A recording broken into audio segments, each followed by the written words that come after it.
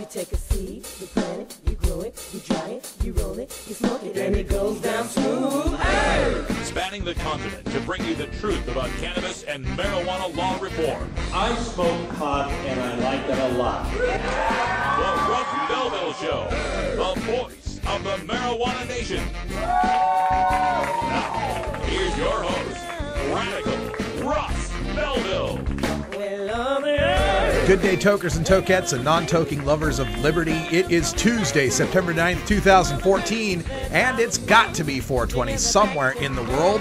We are back from Everett, Washington in the beautiful Pacific Northwest for the High Times Cannabis Cup. We were there this weekend, Saturday and Sunday, and I got to offer some big thanks to our volunteer crew out there that helped us so much during the event.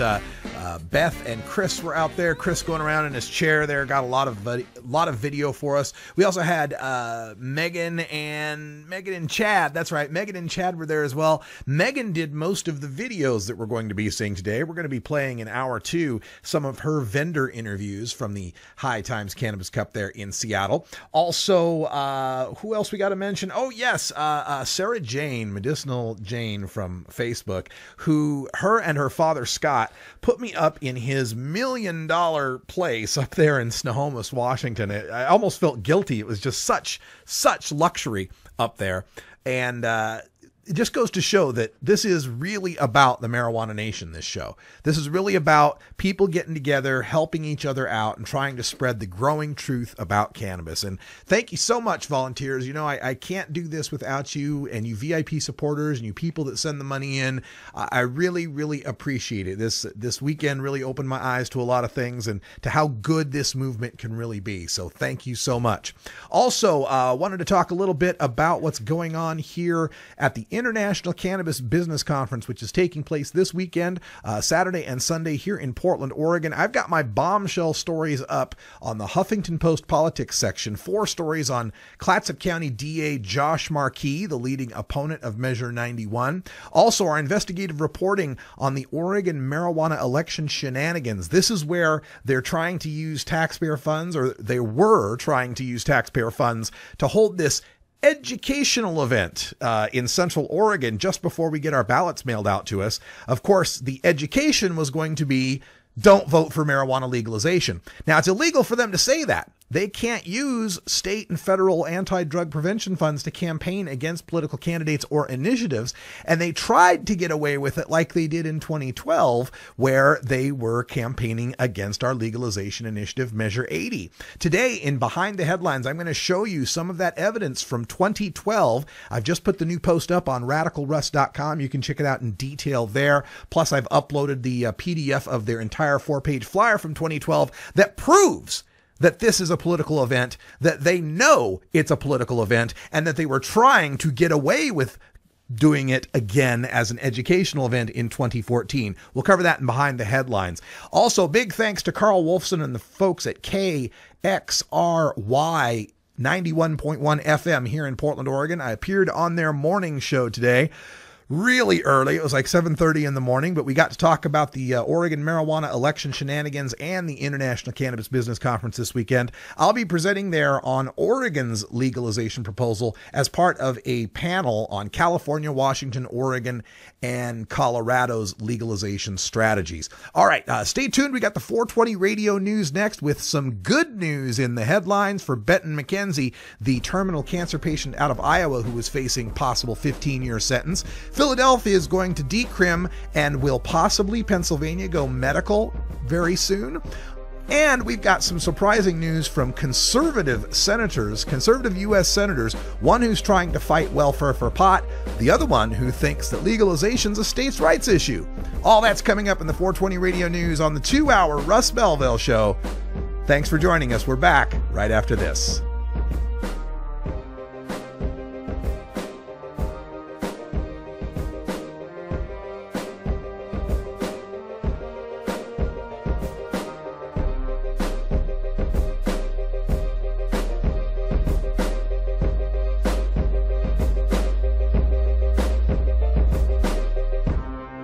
You're tuned into the Russ Belville Show, the voice of the marijuana nation.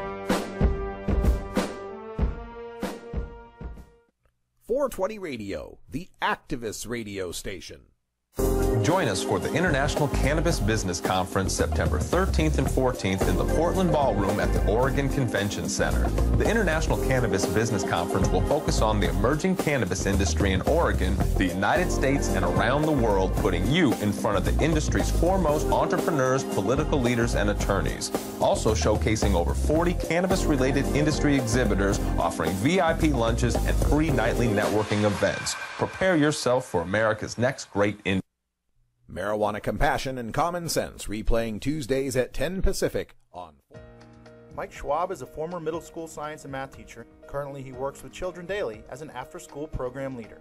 Currently, kids have easy access to marijuana with little understanding of its impact. We can take better care of our kids through Measure 91 with strict regulations and funding for proven marijuana education and prevention programs to keep kids from using it. Under our current marijuana laws, one mistake can ruin a life. Measure 91 removes unfairly harsh punishment for marijuana offenses and gets more tax money to local police and drug prevention. Vote yes on 91.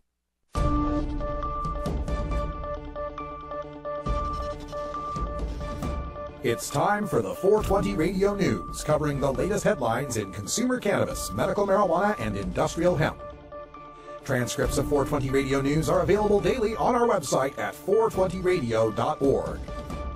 Now, here's Russ Belville with your marijuana headlines in 4 minutes and 20 seconds. This is your 420 Radio News for Tuesday, September 9th, 2014. Good news to report out of Iowa, where District Judge Henry Latham has sentenced terminal cancer patient Benton McKenzie and his caregiver wife to just probation.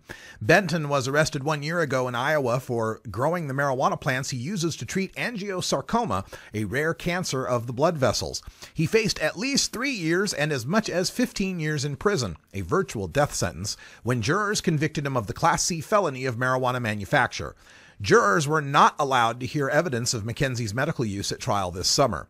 McKenzie has become a medical marijuana patient in Oregon, where in-state residency is not required, and is seeking permission to return to Oregon for the cannabis oil treatments that he's been using, and hopes he can get those under the terms of his probation. Iowa is one of the states that permits the use of CBD oil for intractable epilepsy, but Benton neither has epilepsy nor benefits from cannabis oil lacking in THC. Philadelphia Mayor Michael Nutter has relented and agreed to sign a marijuana decriminalization passed by the city council with a veto-proof majority. Currently, marijuana possession in the city of brotherly love is a misdemeanor with a $200 fine for marijuana possession, required attendance at drug abuse courses, and an arrest record. The new law makes possession a mere $25 infraction with no arrest record. At the mayor's insistence, the author of the bill, City Councilman Jim Kenney, will amend the law to include a $100 infraction fine for public smoking of marijuana. Said Kenney, quote, "We've gotten to a place where it is out of the criminal realm. There's no more handcuffs, no more bookings, no more criminal record. Police will not have to leave their posts and go to the station house to deal with this. People will pay a fine based on the offense. $25 for the possession of anything under an ounce," end quote. Meanwhile, in the Pennsylvania state capital of Harrisburg, sponsors of a whole plant medical marijuana bill are preparing to do battle with a governor who only supports CBD legislation. The bill, called the Compassionate Use of Medical Cannabis Act, passed the Senate's Law and Justice Committee unanimously on June 27th. On September 15th, the new session begins with a vote in the Appropriations Committee, after which it could be voted on by the full Senate. But even though a recent Quinnipiac poll showed 85% of Pennsylvania voters support some form of medical marijuana, Governor Tom Corbett has promised to veto any medical marijuana bill that isn't his favored CBD-only legislation just for kids with epilepsy. Advocates are pushing for supermajorities to pass the bill and override the governor's veto. Alabama Senator Jeff Sessions is targeting welfare recipients who use marijuana, but this time it's not about drug testing them. Senator Sessions called upon the Department of Health and Human Services, or HHS, to explain whether electronic benefits cards, the EBT cards used like debit cards, can be used to purchase marijuana in the newly legal pot shops in Colorado and Washington. While federal law passed in 2011 does prohibit the use of EBT cards at liquor stores, strip clubs, and casinos, the law does not address marijuana shops. Colorado is already crafting drafting legislation to ban EBT use at pot shops, as HHS Secretary Burwell informed Senator Sessions, quote, "In fact, states have the flexibility to prevent TANF assistance from being used in any type of establishment they deem inappropriate," end quote. Senator Sessions, however, wants the prevention done at the federal level, explaining that federal welfare money, quote, "is administered by a vast, sprawling bureaucracy with little oversight and no moral vision," end quote. Meanwhile, in Kansas, another stalwart Republican conservative is describing marijuana legalization as, quote, "a state issue," end quote. Senator Pat Roberts fought off a Tea Party challenger in his primary. Following the unexpected withdrawal of the Democrat in the race, Senator Roberts is in a neck-and-neck race with an independent candidate named Greg Orman. In a recent debate, Senator Roberts explained that marijuana legalization is, quote, "not a federal issue, that's a state issue. If you want to get it Rocky Mountain High, go west. That should be for the Kansas legislature and the governor to decide, not federally," end quote. His challenger Orman responded, quote, "We've had a federal policy in this country since the Nixon administration that doesn't seem to be working. We spent over $1 trillion on it. With that said, like the senator mentioned, we do have states that have started to work with different policies as it relates to legalization, and I think it would be prudent for us to take a step back, watch what happens in these states before we determine how we want to change federal policy," end quote. Toto, I don't think we're in Kansas anymore. This has been your 420 Radio News for Tuesday, September 9th, 2014. 420 Radio, the home of marijuana experts.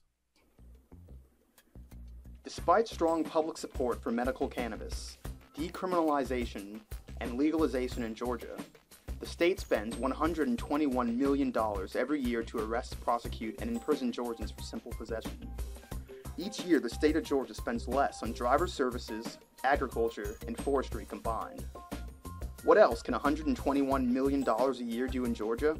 With that much money, the state could hire and keep 3,000 more teachers, improve roads and bridges, provide tax relief for small businesses, repair aging sewage systems, or lower taxes. But right now, that's millions of dollars of your tax money wasted on failed enforcement. Tell your representative you're tired of wasteful spending and ask them to end cannabis prohibition. Join the conversation at www.peachtreenormal.org. Peachtree NORML is a proud affiliate of NORML, the National Organization for the Reform of Marijuana Laws. Congressman Andy Harris thinks it's okay for medical marijuana patients to go to federal prison, even though Maryland passed a medical marijuana bill in April. On May 30th, Congressman Harris voted against an amendment to respect Maryland laws and protect Maryland patients. Why would Congressman Harris vote to send patients like this to prison? 72% of Maryland residents support medical marijuana. Is Congressman Harris out of touch with Maryland? I don't use marijuana, but as a teacher of 36 years, I can tell you lots of other people use it. I don't believe in prohibition. I don't think it works. Prohibiting it hasn't stopped anybody from getting a hold of it. I would like to see it regulated so that maybe kids can't get a hold of it so easily. I know they get a hold of it now very easily. I support a new approach to marijuana. I support legalizing it. It's with us. It's not going to go away. And if we can get money through the taxation, we can also educate our kids about it. That's why I support it.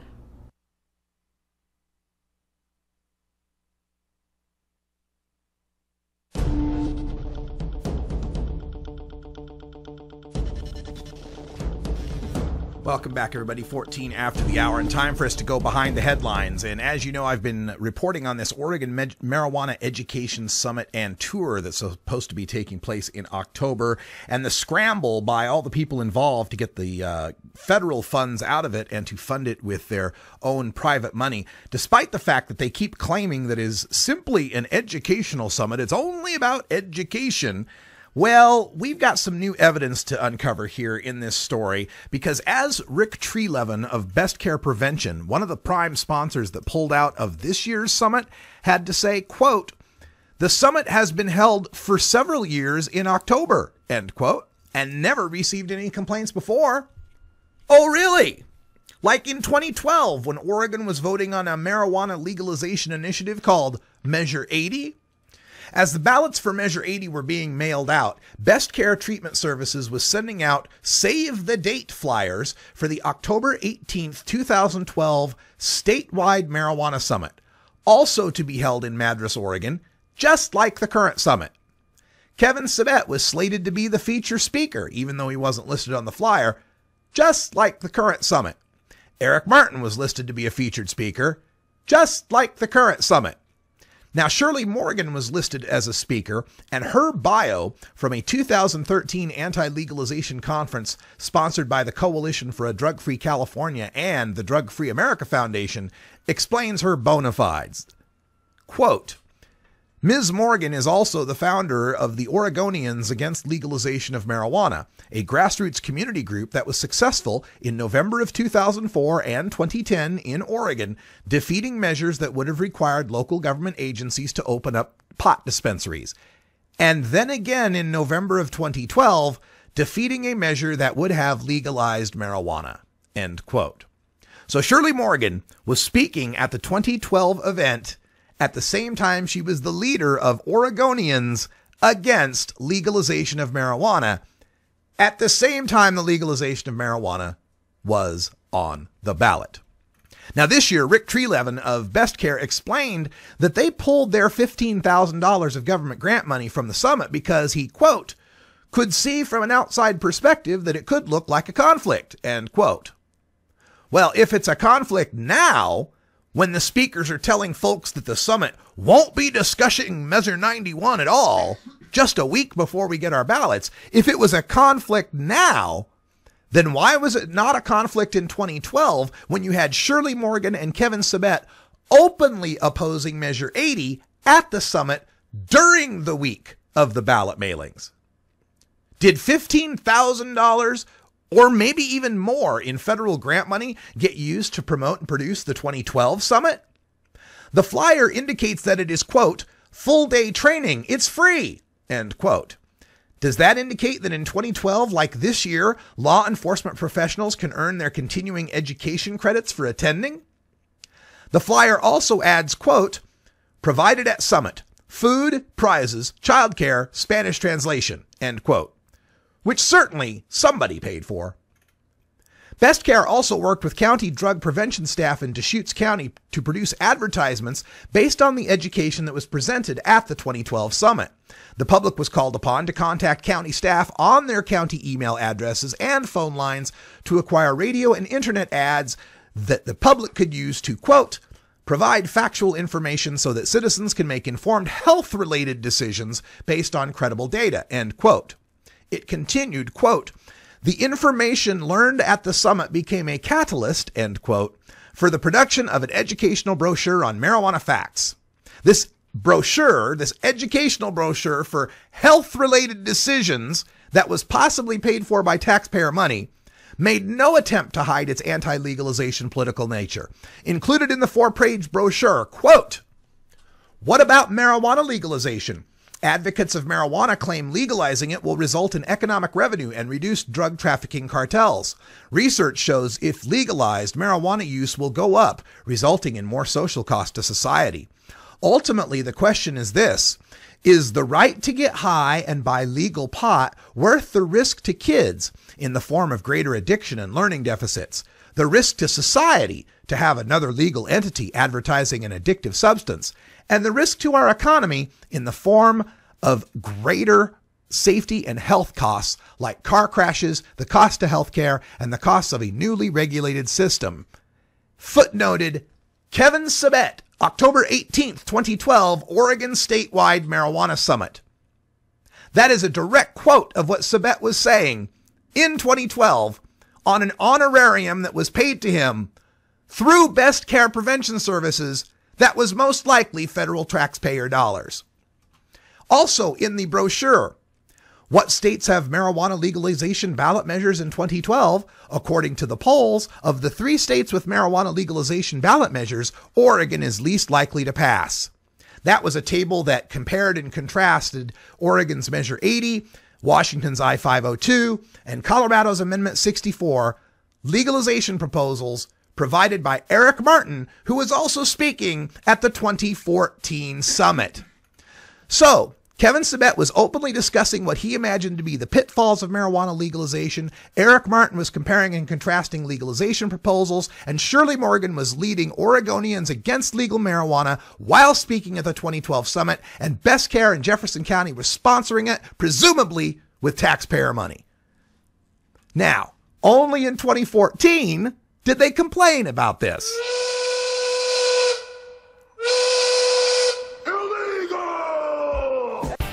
That's right, only in 2014, when a better-funded and more politically savvy campaign complained about it, did Oregon officials recognize the summit's clear political intent, and only then did Best Care and others begin withdrawing their support. So shall we look back to 2010 when Oregon had Measure 74, a dispensary initiative on the ballot, to see where they misspent the money there? We're back with my presentation right now. All right, good afternoon, everyone. Welcome to the High Times Cannabis Cup Seattle in Everett. It's a long tradition that we have here at the Cannabis Cups. I'm Radical Russ Belville. I'm the host of the Russ Belville Show on 420radio.org, and for being here today, you all get a free sticker, 420 Radio sticker, card, and this legalized marijuana poster featuring 13 quotes from United States presidents about hemp or marijuana. So thank you for being here. I know there's a lot of fun going on outside, and for you guys being here, I thought you all deserve something special. So my gig is that I'm the host of the Russ Belville Show on 420 Radio, which is 24-hour marijuana legalization talk radio. You can get it online at 420radio.org, or you can get it on your smartphone through TuneIn Radio. You do the TuneIn Radio app, search for 420 Radio, something will be on. Mostly talk radio. We have 25 shows, 22 of them from the United States, 2 of them from Canada, and 1 from Europe. And we have 5 different live music shows that go on. So there's always something on 420 Radio. My show's on 3 o'clock every weekday, 3 to 5. And I cover the news, and I do interviews with doctors and lawyers and politicians and celebrities and anybody involved with weed. A lot of the activists here, as a matter of fact, and vendors too. And I also do what are known as radical rants, my little opinion pieces on the state of legalization and medical and so forth. So I used to work for NORML from 2008 through 2012, and then in 2012 I started doing this independently, and now I've traveled to 20 different states, 40 cities, and logged about 150,000 air miles trying to convince Americans to end marijuana prohibition. That's what we all want, right? We just want to be treated as equals. I figure we're a country that's figured out how to live with beer drinkers and cigar smokers. We can figure out how to live with marijuana consumers. You know, marijuana has smoke like cigars. It impairs a little like alcohol. We've figured out how to deal with that. Let's figure out how to deal with cannabis. Of course, Washington State, Colorado have taken the first steps. I'm from Portland, Oregon, and we are taking the next step. We are going to be legalizing an ounce on the street, a half pound at your house, 4 plants at your house, 16 ounces of edibles, 72 ounces of tinctures, a full ounce of concentrate. And not only will that be legal, twice that amount will be decrim. You could have a pound of weed in your house and just get a ticket under what's going on in Oregon. You could have 8 plants in your house and just get a ticket under what we're proposing with Measure 91. I'm going to be going into great detail about this next weekend. If any of you happen to be in the Portland area, next weekend, the International Cannabis Business Conference is taking place. We've got Congressman Blumenauer, we've got Andrew Sullivan from the Daily Dish is coming in, and it's going to get a lot of international attention, a lot of big network news next weekend in Portland, Oregon. I'll be presenting there as well. You can check that out on internationalcbc.com, internationalcbc.com, next weekend in Portland. All right, so today's presentation is entitled The Top 10 Lies About Marijuana Legalization and the Sound Bites You Need to Debunk Them. Because I work in the media world, and when you're dealing with reporters, newspaper, radio, television, or internet, they're on deadline. They got a story to pump out, and they don't have time to sit and listen to you talk about the history of hemp and how it was a lie, and DuPont and Hearst, and yada, yada, yada, yada. They don't have the time for that. They need a headline. They need a sound bite. They need a conflict. They need a story. So the purpose of this is to give you an idea of how to deliver that story so that you can get your words, your quotes, and your point of view into the media and into people's mind quickly and easily. And here's some of the techniques I've designed to make that happen. First of all, the thing we need to understand as we're now fighting in this war on drugs is we're winning. We're winning the war on drugs, which always reminds me of Bill Hicks, the comedian, who said, when George H.W. Bush said that we're losing the war on drugs, that kind of implies that there's a drug war and the people on drugs are winning it. And we are, because we've largely captured the American attention. 58% nationally is the latest Gallup poll for support for marijuana legalization. A recent civic science poll that tracked over May through August of this year pegged support at 61%. So we don't have to play defense anymore. We don't have to defend why it's a good idea to legalize. They have to defend why it's a good idea to keep locking us up. And that's what we're going to attack with this. The other good news is that legalization is not an abstract anymore. Used to be when you were trying to convince people we're going to legalize marijuana, you're asking them to imagine the land of Oz. There's no place on earth where it was legal, nothing they could compare it to, nothing they could imagine. Well, now there's 2 states, Colorado and Washington, where there is a concrete example of legalization. So they can't play these scare tactics anymore like they used to, where they'd try to frighten us to what terrible things would happen when marijuana is legalized.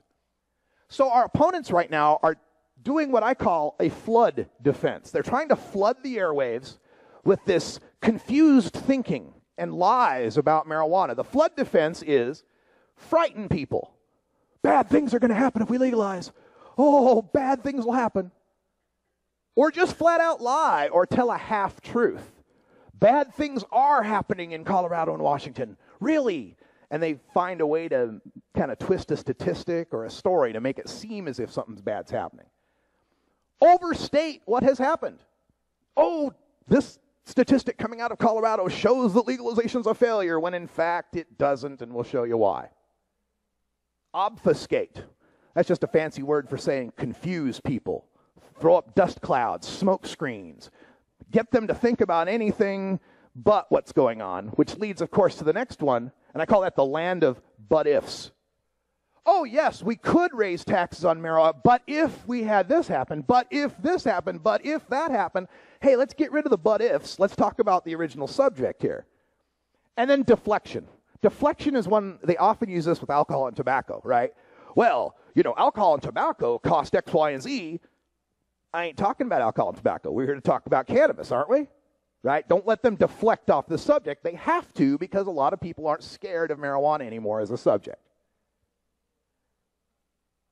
So here's how we win the soundbite war. Think of it like a boxing match. So, excuse me just a minute.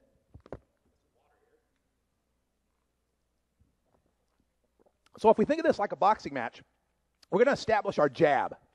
And the jab is what I call the 6-second soundbite. Something when they say one of their talking points, you just go bop right in the nose. The former heavyweight champion Mike Tyson used to say, everybody has a plan until they get hit in the mouth. And he's right. That's what these 6-second sound bites are about, is keeping it punchy and keeping it simple. Making it so that reporter scrawling it down can get it pretty accurately without having to go back to his tapes or anything else. And it's also good after your jab if you have a follow-up hook. Get their attention with the jab, follow up with the hook. And the hook is literally trying to get the listener brought over to your side. And oftentimes a good way to do that is an evocative question. Try to come up with a question that forces them to go, yeah, gee, why is it that nobody who grows wine grapes grows them in national forests? Little things that make them think about the status quo of prohibition and question why we do the things the way we do them. Then we want to go to the body blow. This is going to take the wind out of their arguments. The body blow is your clever statistic. When you bring up a clever statistic, it forces the newspaper reporter to have to go to the internet or wherever to verify that statistic, and forces him to ask follow-up questions to your opponent based on that statistic. Now, your opponent's arguing against stats, not you. And those stats oftentimes come from the state or federal government. So now you got state and federal stats on your side, makes their job a lot harder. I always think when you're telling a statistic, fractions beat percentages. If I tell you, for example, that 33% of American kids between the ages of 18 and 25 use marijuana once a year, and 20% of them use it at least once a month, or sorry, I got that backwards, 20% once a year, anyway. But if I say that as 1 in 3 smoke marijuana annually, 1 in 5 smoke marijuana monthly, That sticks a little better than 33%, 23%. Plus, percents sound impersonal. Percents sound artificial. 1 in 5 makes you go, 1, 2, 3, 4, 5 of us, one of us has to be a monthly pot smoker. You think of the people around you when I say 1 in 3 or 1 in 5. And if you can, make it personal, because it is. The drug warriors want to keep this in the land of statistics and abstracts and policy and what ifs and but ifs. Bring it back to the personal. When I debated Kevin Sabet directly, I said, excuse me, Kevin, you keep talking about these marijuana addicts, people that smoke marijuana on a regular basis. That's me. Am I an addict? Well, I wouldn't say about you personally because I don't know. Wait a minute. You've been talking about people that smoke marijuana every day as addicts. Am I an addict? That made him very nervous. Didn't want to have to get in the personal. And then the knockout. The knockout is your closer where you expose their flood defense, where you point out why they're trying to scare people, and, you know, it's the emperor wears no clothes moment. I don't know what that adjust is up there, but we'll keep going. So, here we go. We got the top 10. I could have put 20 on this presentation, but we're stopped for time. So, by the way, as we go through this, and if you're taking notes or anything like that, these PowerPoints are available at radicalruss.com or at 420radio.org in our shop. It's usually $4.20 to download them because I got to pay for gas and such. But you can download these and use them all you like and steal the lines from them if you want, because that's why I make them. So, number 10, the new big tobacco fear. Have you heard this one? Marijuana is going to be the new big marijuana is going to be the big tobacco, a predatory industry that tries to addict our children. Fear, fear. Here's an example. It's already in 18 states. It's going even further. And before we know it, we're going to wake up one day and we're going to have another tobacco industry. It's going to be called the marijuana industry. We already know what big tobacco did to our kids. Joe Camel targeting kids. Jab. No teenager alive has ever seen Joe Camel.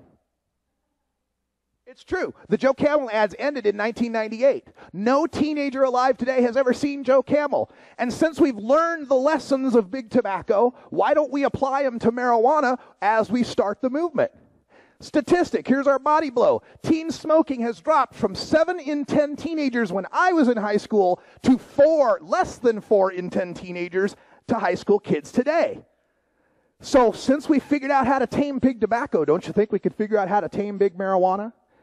And then expose the flood.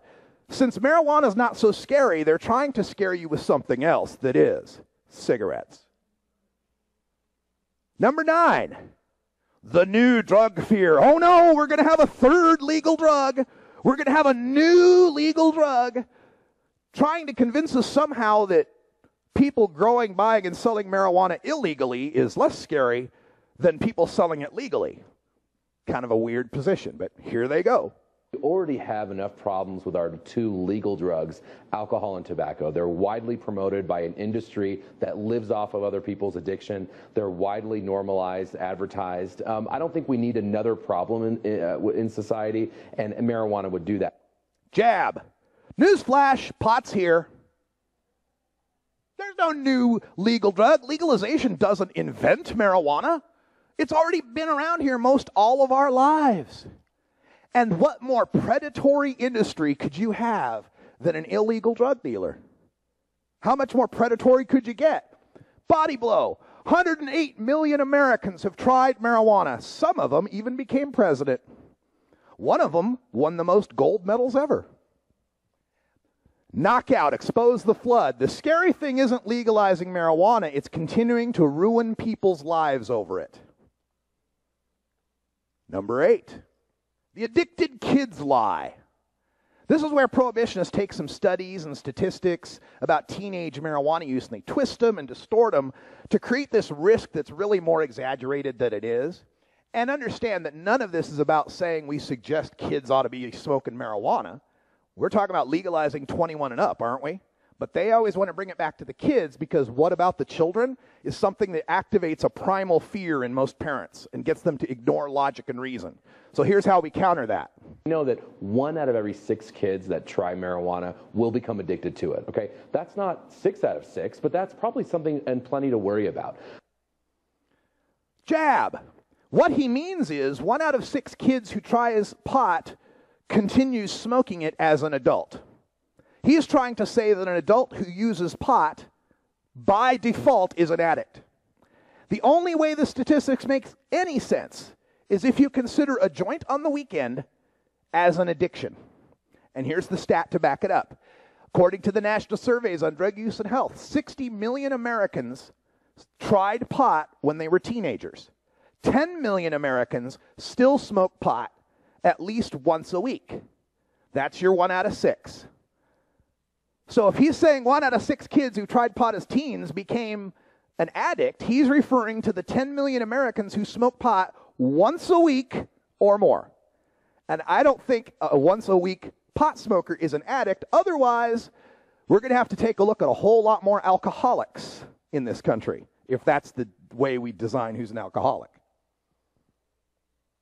Number 7, the IQ loss lie. Have you heard this one? Kids smoke pot, they're going to lose 8 IQ points. They're going to, fail and just be terrible in life, like Barack Obama or somebody, Steve Jobs, Sir Richard Branson. But this is where the prohibitionists purposefully ignore contradictory evidence in order to try to make their point about marijuana and the teenage brain. Heavy persistent use leads to significant IQ loss among young people. Heavy persistent use leads to significant IQ loss. Here's the jab. It's debunked. The same journal that published that IQ study published another researcher's analysis of that data a year later who was able to find other socioeconomic factors that caused the IQ loss. It wasn't the pot that caused the IQ loss. It was that the pot-smoking kids were poor and lower class.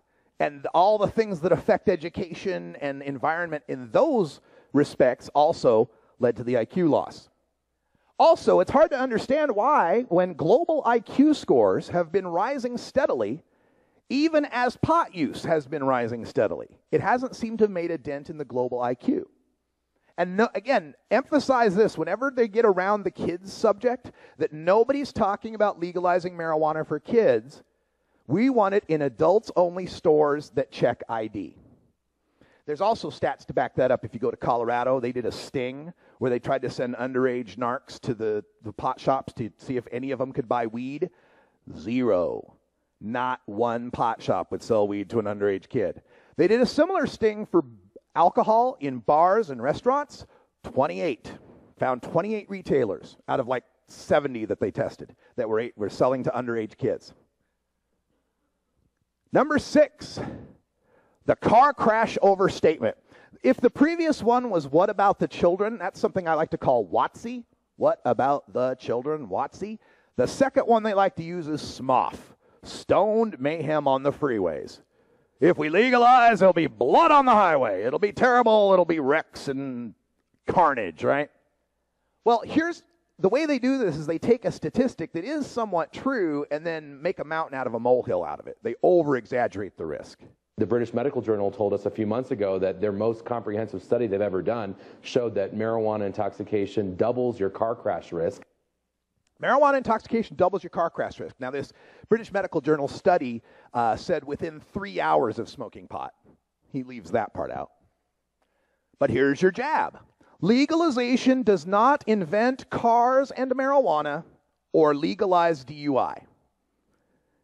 If there was going to be a great danger from stoned drivers, don't you think we'd have seen it by now? People already smoke pot, cars already exist. If there was going to be some danger, as pot went up from 10 million people smoking it in 1974 to 100 million people smoking it today that have smoked it, we'd have seen some problems by now. And other studies show that the car crash risk, that twice the level of risk, is also found in penicillin and antihistamines. Drivers with antihistamines in their system have twice the car crash risk of those sober drivers. Drivers with penicillin in their systems have twice the car crash risk. Drivers with pot in their systems have twice the car crash risk. And then the flood. Cops bust stoned drivers now, and they should still bust them after legalization. Nobody's talking about legalizing DUI. Now, sometimes this DUI stuff, you can get a little lost in the weeds because there's nanograms and there's tests and there's blood tests and there's all of that. And that can be a little distracting to the audience sometimes. If the nanogram thing comes up, the easiest soundbite for that is there is no scientifically reliable number to dictate whether someone's too impaired to drive. Even the National Highway Traffic Safety Administration says that. Our own federal government says it's inadmissible to try to use bodily fluids alone to determine the impairment of a driver. All right, number 5, the Woodstock weed overstatement. This is for us older tokers out there. When they try to separate us from the younger folks by saying, well, yeah, you may have smoked pot in your dorm room, but this pot today. I mean, we know that today's marijuana is not your marijuana of the Woodstock days of what people might have smoked in their dorms pretty harmlessly in the 60s or 70s. It's 5 to 7 times more potent. Anybody remember the 60s? If you do, you weren't there. Today's marijuana is stronger, but since it's non-toxic, that's irrelevant. High is high. If you have something more potent, you just get too high with less smoke, which is actually a good thing, isn't it? And the data, the federal government's own potency figures show that the average potency of seized marijuana in the United States has just about doubled, not 5 to 7. And then show the fear for what it is. Marijuana prohibition is just as stupid today as it was during Woodstock. Now, sometimes I've got some other things that I'll throw in here. Like, one I like to throw in is when they say, like, sometimes you'll catch one that goes way overboard. The marijuana today is 25 times stronger than the marijuana of Woodstock. Well, let's see. Since the marijuana today reaches as high as 25%, you're saying Woodstock weed was 1%. And you're telling me all those people in the Summer of Love and making that great music and wearing those weird clothes were smoking 1% THC? No, sir. I've seen the Woodstock movie. Number 4, the Goldilocks obfuscation. Here's where we're going to confuse and throw up some smoke screens. What they're trying to do here is to defend the fact that nobody supports the drug war anymore. 7% of the American public believes the war on drugs is worth fighting. 7. Hard to defend that, right? So what they're trying to do is say, oh, no, not us. We're not the drug war guys. We've got a new approach. We think that legalization is too soft, but prohibition is too hard, and our approach is just right. That's why I call it the Goldilocks approach, right? So check this one. That means we would reject either extreme dichotomy, and that's what Project SAM is about. On the one hand, old policies of incarceration and prohibition, but on the other hand, what is sort of being rebranded as new, but is not new, legalization. So this is how Kevin and the prohibitionists try to separate themselves from, we're not the drug war bad guys, we're just about treatment and prevention, and we want to help the addicts, right? He's trying to carve a new niche. Instead of sending all those prisoners to prison, let's send them to rehab. We'll still have a pipeline of money. We'll just redirect where the pipeline's going. Here's how to attack that. It's the market, stupid. Either the marijuana market is regulated and legal, or it is illegal and dangerous. These guys always want to keep it on the user, make it seem like, oh, well, we just want to give you guys rehab and tickets, and we'll be all nice to the user. Stop them and say, what do you want to do to the grower? What do you want to do to the seller? Well, they still want to lock them up. So marijuana's not going anywhere. Why do we let cartels, criminals, and kids control it? It's not going anywhere. For my home state, this is a line I've been using, and you can find your own statistic. 1 in 9 adult Oregonians uses marijuana, and the law considers them all criminals. And again, that 1 in 9, people go, wait a minute, 4, 5, 1 in 9 people? And point out that what he's proposing, that these new middle ground proposals are just a kinder, gentler drug war in disguise. I love that phrase, the kinder, gentler drug war. Number 3, the nice dreams obfuscation. This is where, you know, if you followed any of the news coming out of Mexico and the Mexican drug war, it's horrific. You know, everybody's upset about these ISIS beheadings that are happening in the Middle East. 2 beheadings. I've covered thousands of beheadings in Mexico over these drug cartels. I've covered stories where people are in rush hour traffic in Monterrey, and a dump truck in front of them opens up the lid, stops in the middle of freeway rush hour traffic, opens up the back of the dump truck, and pushes headless bodies onto the freeway roadway and drives off. You don't hear this in the American media, but it's happening in the Mexican drug war. And when you bring that up, they got to get away from that as quick as they can. That's a deadly story for them. A prohibition-related violence does not come from marijuana. Let's be very clear. The marijuana trade is not especially violent. Most people do not buy pot. They get it from a friend or family member. So here you're saying, oh, yeah, Mexican cartels are bad, but most people don't deal with Mexican cartels. Most people have a guy. They go see their guy, or they know a guy who grows, right? Most of that Mexican stuff, that's so far away and distant from what we're talking about. That's what he's trying to do here. Here's how you tackle it. Friend, family, dealer, or cartel, they're all still treated like criminals. Sure, and during Prohibition, most drinkers didn't get their alcohol directly from Al Capone either. But there were over 750,000 marijuana arrests last year, and each one of them was someone's family. We cannot ignore that every part of the illegal market contributes to the worst parts of the illegal market. Bring him back, tie it all together.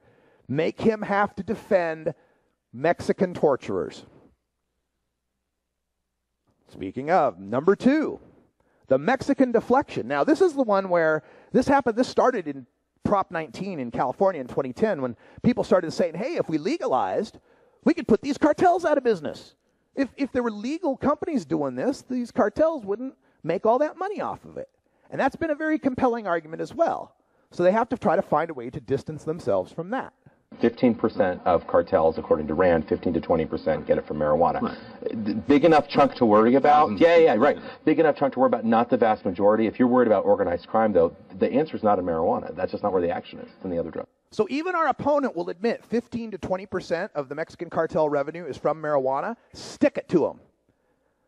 15% or 1.5%. Why should we let criminals make any profit on marijuana?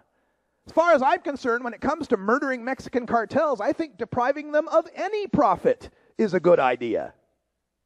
And the media have already reported on Mexicans that are giving up on pot farming. Giving up on it because the prices are starting to crash on them because of legalization. And you don't see cartels fighting over Dos Equis and Corona beer, do you? That brings it back to, oh yeah, Mexico, and we can have something from Mexico that's all right. That talking point, I think, is one of the most odious. Well, they're only making 15 to 20% on marijuana. Let's just let them keep making it. When we can take it away from them? And number 1, this is by far the number 1 talking point that's exasperating to me, the social cost deflection. This is the one where they try to say, well, alcohol and tobacco are awful. Yeah? So we're talking about marijuana, aren't we? For every dollar we get on alcohol and tobacco tax in this country, we spend $10 in lost social costs. So people that look at this know this is actually a loss leader. This is a brilliant deflection because what he said is absolutely true. We bring in $40 billion in alcohol and tobacco taxes every year. Alcohol and tobacco cost society $400 billion every year. But that's because they are toxic and addictive. Not because they're legal. They're toxic and addictive. They cause cancer and cirrhosis and drunk driving and spousal abuse and emphysema and cancer and death. That's why they cost $400 billion a year. And whatever marijuana costs society, we're paying it now and taking in no tax revenue whatsoever. And Colorado already has raked in $30 million in revenue. Someone want to show me where the $300 million in social cost is in Colorado? In fact, their crime is down 6%. Crime is down 5.2%. Home values are up. Tourism is up. I mean, there's a lot of benefits, much less the cost that they're not spending on arresting people for pot anymore. And you ever notice how much the anti-pot people like to talk about alcohol and tobacco? Yeah, because marijuana is not that scary anymore to them. So there's the idea. Take your soundbite, make a jab out of it, make sure you got something that'll fit in 6 seconds. Practice saying it to yourself. Get those words to roll right off your tongue. So if that camera gets in your face, you get that stage fright, or that reporter sitting there with a notepad and you're a little nervous, You can just rattle that stuff off without even thinking about it. Hone these messages. Force them on defense. We are on the offense. We are winning now. The people are on our side. They want to see us knock these guys out. I'm Radical Russ from 420 Radio. Here's information on where you can find these PowerPoints that I put together, and there's a whole bunch from other Cannabis Cups that I've done. They're all available at the 420 Radio shop. Here's all my contact on social media and the various streaming platforms, and if anyone has any questions, I'd be glad to take some questions. Thank you. And don't forget, you got free posters and stickers, too, if you want them. Yes, ma'am.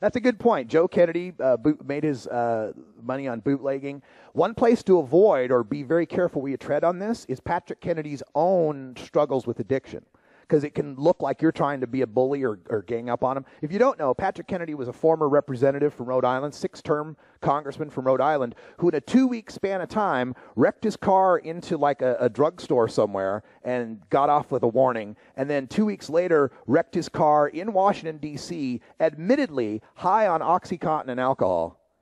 The D.C. cops gave him a ride home. Not in their cop car, not cuffed behind his back like you or me. He got just a ride home.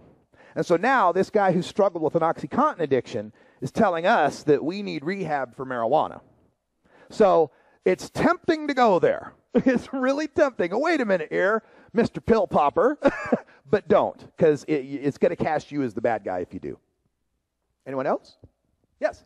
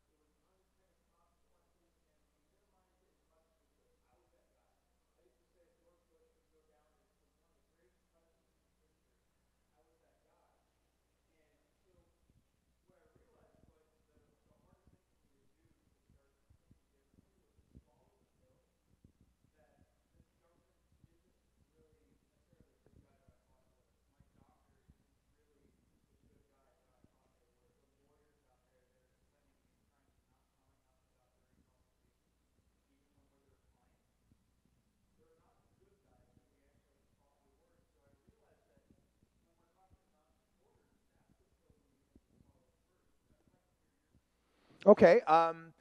In one respect, you have to be careful to not come off as conspiracy theory guy.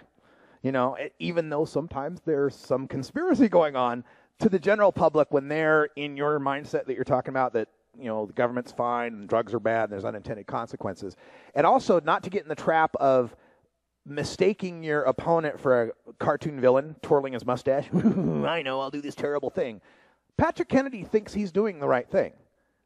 Kevin Sabet thinks he's a good guy, and they're doing it for the right reasons. So we have to be careful not to attack the fear or the reasoning that they might be focusing on, because people's fears are real even if they're not real. You know what I mean? It's like perception's reality. Like, they're scared of their kids smoking pot and becoming addicted to heroin. Is that going to happen? No, not likely. Not statistically likely at all. But the fear is still real. So if we attack their fear, we attack Patrick Kennedy coming off like that too hard, we risk demeaning that person who had that point.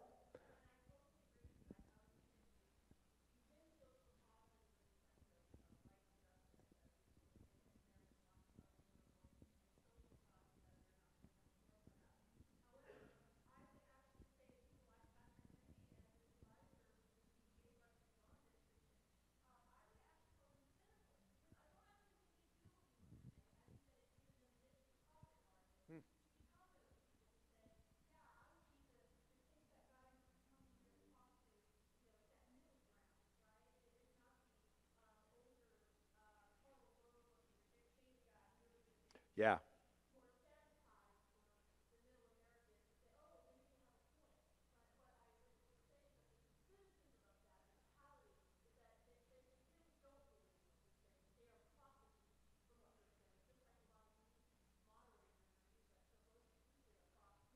Yeah. And if you can nail them on that and you can catch them in their double speak, that's the perfect time to do it.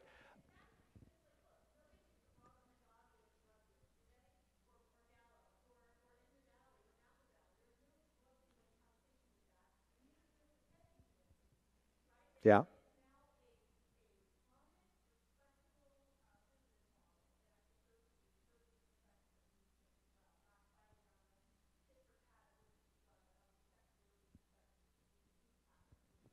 Yeah, and I think your point that you made about appealing to people's sense of fairness. In America, that's a big thing that really works well. That it's just unfair what's going on. And that's why I led with that little statement about beer drinkers and cigar smokers.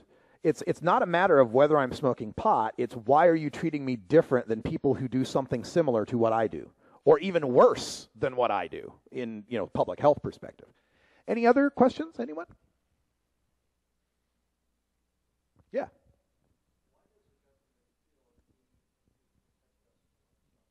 Why does government feel a need to protect us from ourselves?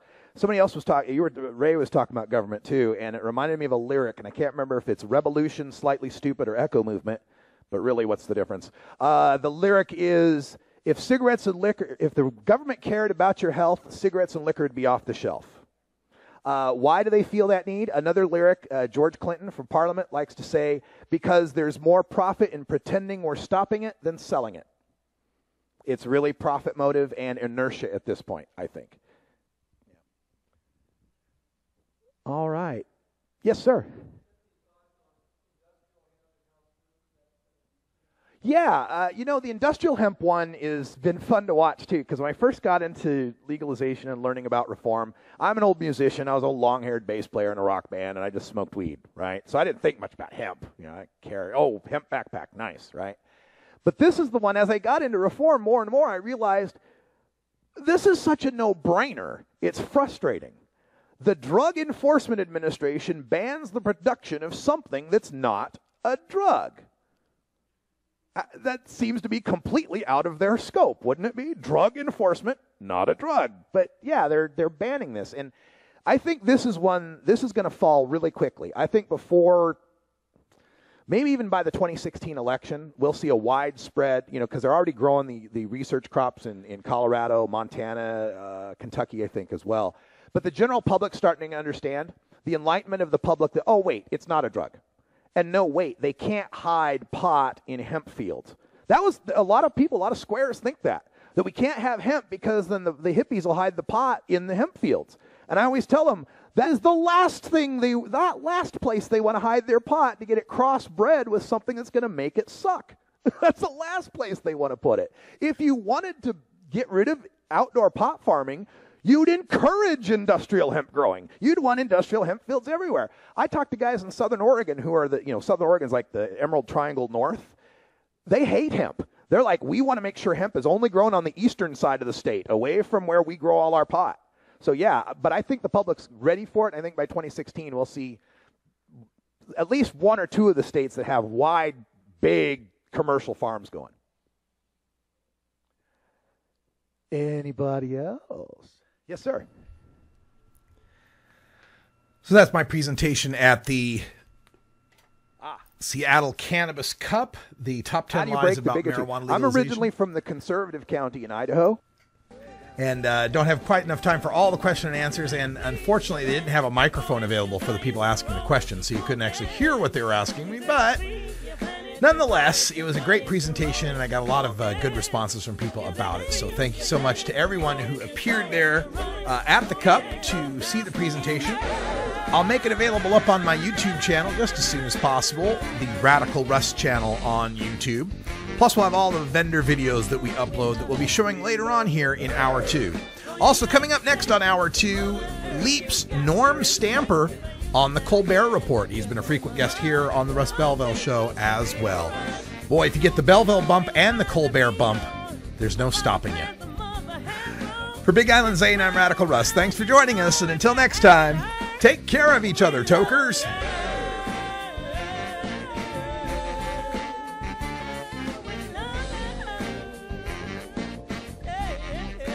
This is the Russ Belville Show. The Russ Belville Show is blogging and podcasting daily at radicalruss.com. You take a seed, you plant it, you grow it, you dry it, you roll it, you smoke it. You take a seed, you plant it,